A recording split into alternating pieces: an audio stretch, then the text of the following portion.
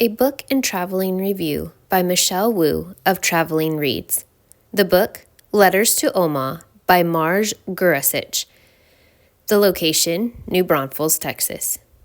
Immigration. It is the foundation of our country. Unless someone is 100% Native American, the rest of the citizens in the United States today are either ancestors of immigrants or personally immigrants. Letters to Oma is just one immigration story of the millions in this country. This story is of a young girl whose father was a professor speaking out against the political rulers of 1840s Germany. Facing pressure, he realized he had no choice but to take his family out of Germany.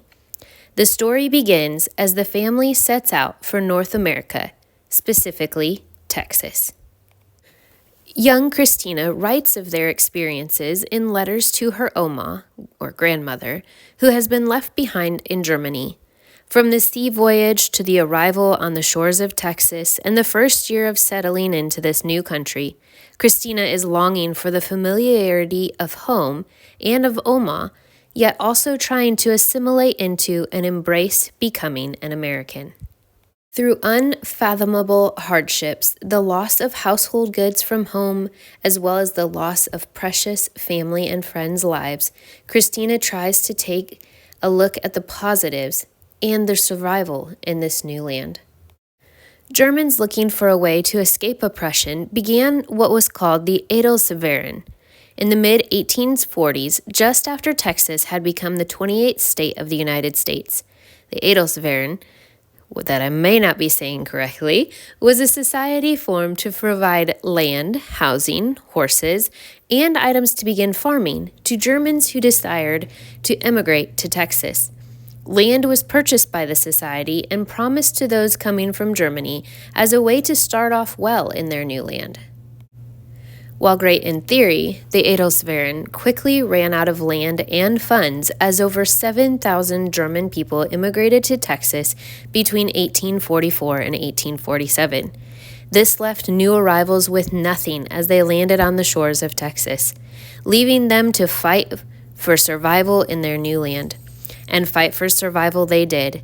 Dotted throughout Texas today are German towns rich in the history of their founders. One such town is New Braunfels, Texas. Located between San Antonio and Austin, New Braunfels has recently grown to a bustling town of a little over 110,000 people, just about doubling in size over the past 2 decades with the booming growth of the Austin area. New Braunfels was founded by the German Prince Karl of Solms-Braunfels. Prince Solms purchased the original acreage of the town to be settled by German immigrants and established New Braunfels in 1845 before returning to his fiancée in Germany. While the Adelsweren did quickly run out of resources, New Braunfels still quickly became a well-established town in the middle of the Texas Hill Country. The culture of New Braunfels still runs deep with its German heritage, boasting several German bakeries, Krause's Cafe, a beautiful large beer garden, the Sophienberg Museum, and the annual 10-day celebration of Wurstfest. A visit to New Braunfels would not be complete without visiting Nägelin's German bakery on South Seguin Avenue. Nägelin's is the oldest bakery in Texas, established in New Braunfels in 1868, and has some of the most delicious German baked goods, including strudels, coffee cakes, pies, and cookies.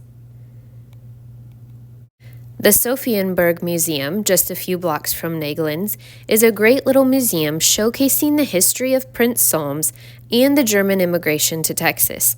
The museum shows the culture that was brought with the immigrants, as well as the businesses originally opened by them and some of the items brought over on the ships from Germany. Finally, attending Wurstfest is a must.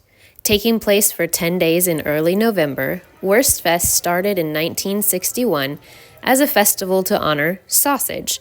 Today, the event, held in picturesque Landa Park, hosts not only sausages, but a plethora of German foods, beers, nightly entertainment, vendors, and carnival rides.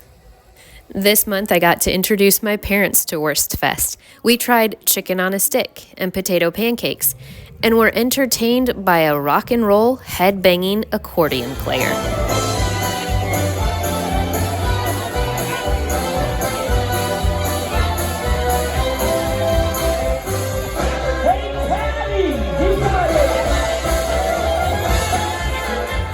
Tip for attending Wurstfest: don't forget your lederhosen and Tyrolean hat. Dressing for the occasion is definitely encouraged. But don't fret, you can find plenty of Tyrolean hats for purchase at the festival. The best part about Wurstfest, in my opinion, is that Wurstfest is actually a non-profit that helps local organizations raise money for their community projects. It also brilliantly preserves the local community, history, and culture. If you attend, you can rest assured your sausage, potato pancake, and beer money is going towards a good cause. As they say in Germany, Prost! Happy traveling and reading until the next adventure.